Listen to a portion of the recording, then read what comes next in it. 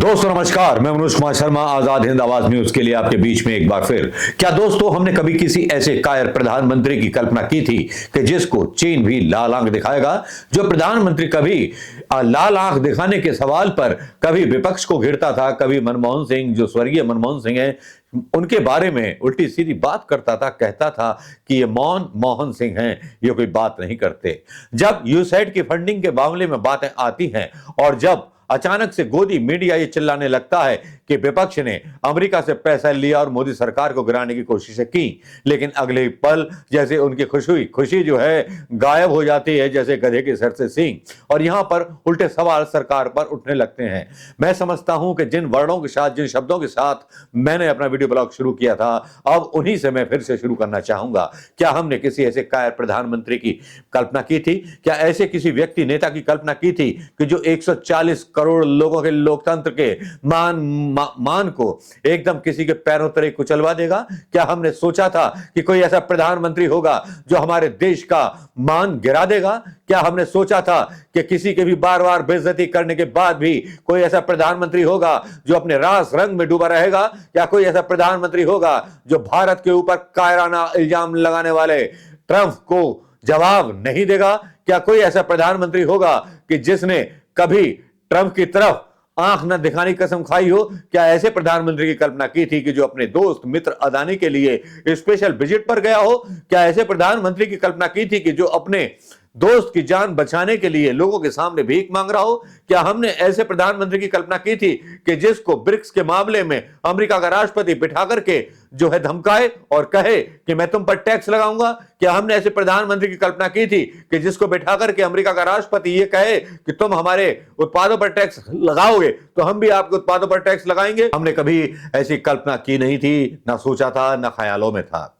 लेकिन अब जैसे ही प्रधानमंत्री मोदी के खिलाफ एक बयान आया ट्रंप का, उसने हिंदुस्तान के राजनीति के प्याले में वो तूफान ला दिया है जिस तूफान में अचानक से गोदी मीडिया की सिट्टी पिट्टी गुम हो गई है। जी हां, आज हम उसी की बात करने जा रहे हैं। सिट्टी पिट्टी तो गुम हुई है, लेकिन उनके साथ के नेता भी उन पर सवाल उठा रहे हैं। मैं शिवराज सिंह चौहान की बात नहीं कर रहा, मैं बात कर रहा हूं सुब्रमण्यम स्वामी की। जी हां, एक ट्वीट आता है जिसमें ट्रंप दावा करते हैं कि हिंदुस्तान को $21 मिलियन मैंने अपने मोदी को दिए बॉर्डर इलेक्शन को प्रभावित करने के लिए, सीधे सीधे मानते हैं वहां पर, और हमने ये बेकार दिया क्योंकि भारत जो है सबसे ज्यादा टैक्स लेने वाला देश है। ये विदेशों में ये बोला जा रहा है कि भारत अपनी जनता से सबसे ज्यादा टैक्स लेता है। अब बताइए इससे ज्यादा छिछालेदारी क्या होगी?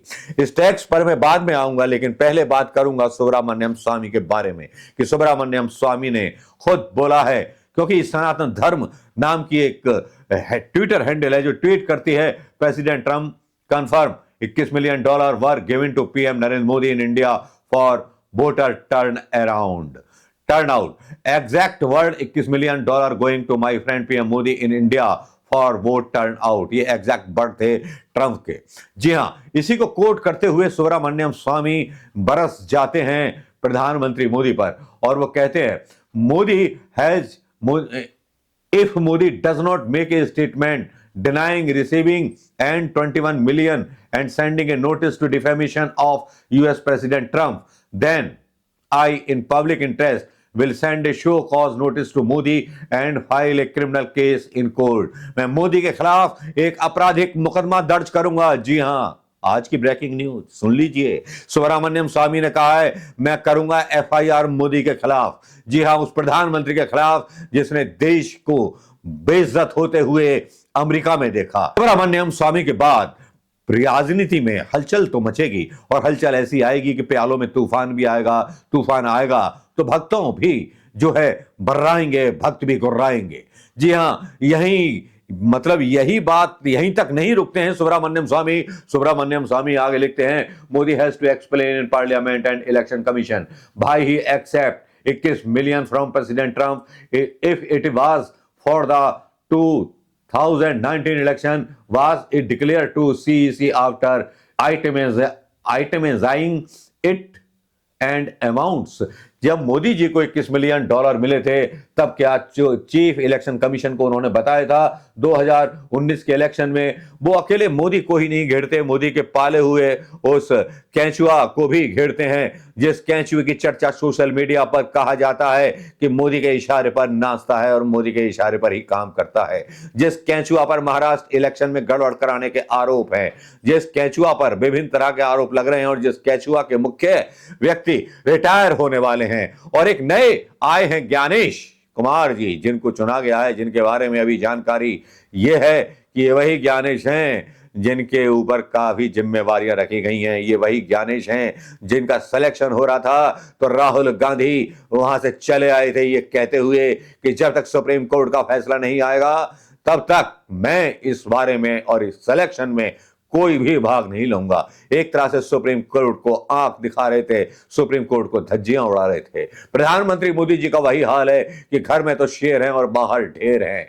क्या कभी ऐसे प्रधानमंत्री की हमने कल्पना या परिकल्पना की थी? इधर सुब्रमण्यम स्वामी जिस तरह से उन पर एफआईआर करने की बात कर रहे हैं और जिस तरह से सीईसी यानी चीफ इलेक्शन कमीशन को घेर रहे हैं, वो अपने आप आश्चर्य भरी बात है। जी हां, जो बात विपक्ष को करनी चाहिए और विपक्ष ने तो पवन खेड़ा ने तो काफी अच्छी तरह से प्रधानमंत्री मोदी की क्लास लगाई अपनी प्रेस कॉन्फ्रेंस में। उन्होंने बड़े मजाकिया अंदाज में, बड़े तंज भरे अंदाज में पूछा है प्रधानमंत्री मोदी से कि बताइए साहब, आप डोनाल्ड ट्रंप करते रहते हैं, उस डोनाल्ड ट्रंप ने तो आपको भी झटका दे दिया, दोस्त ना रहा।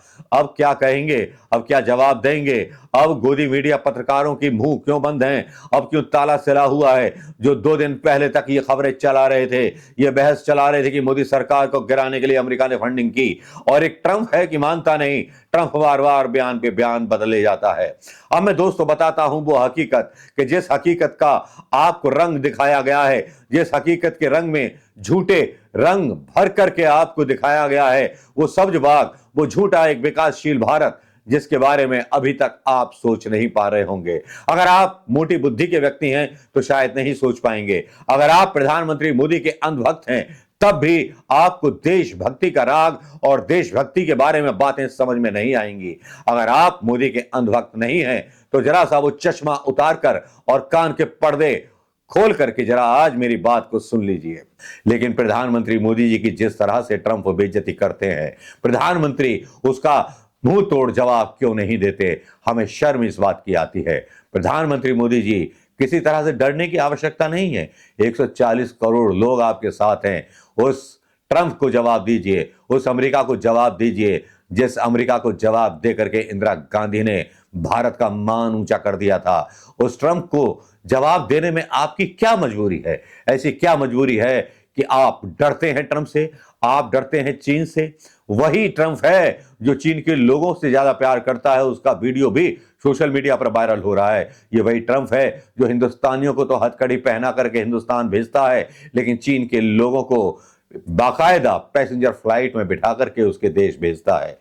देश वही, प्रधानमंत्री वही, और उसी देश के नागरिकों की इज्जत होती है जिस देश का प्रशासक स्ट्रांग होता है, व्यापारी नहीं होता। कैसा लगा ये वीडियो दोस्तों? और सुब्रमण्यम स्वामी का वाकई में एफआईआर करेंगे? अगर ऐसा होता है तो भारतीय राजनीति में बड़ा उलटफेर होने की तैयारी है, ये नोट करके रख लीजिए। जय हिंद।